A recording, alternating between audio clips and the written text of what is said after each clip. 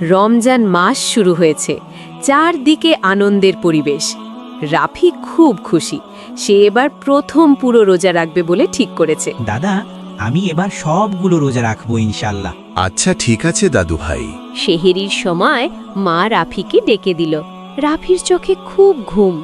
রাফি, তাড়াতাড়ি খেয়ে ফেলো, সেহেরির সময় শেষ হয়ে যাচ্ছে। আম্মু, আজ আমি পুরো রোজা রাখবো। দুপুরে রাফি খুব ক্ষুধার্ত হয়ে পড়ে। বন্ধু রায়হান আইসক্রিম খাচ্ছে। সে মনে মনে ভাবে, আল্লাহ তো সব দেখছেন, আমি ধৈর্য ধরব। রব্বানা আতিনা সিদ্দুয়াইমা হাসানা। আসর নামাজের পর ইমাম সাহেব বললেন, রোজাদারের জন্যে জান্নাতে একটি বিশেষ দরজা আছে। যারা রোজা রাখবে তারা সেই দরজা দিয়ে জান্নাতে প্রবেশ করবে। রাফির চোখ বড় হয়ে যায়। সে মনে মনে ভাবে, আমি জান্নাতে যেতে চাই। আসসালামু আলাইকুম রাফি। ওয়ালাইকুম আসসালাম। ইফতারের টাইম হয়ে যাচ্ছে, তাড়াতাড়ি বাসায় যাও। মাগরিবের আজান হল। রাফি দোয়া পড়ে ইফতার করল। তার মুখে তৃপ্তির হাসি। রব্বানা আতিনা সিদ্দুয়াইমা হাসানা।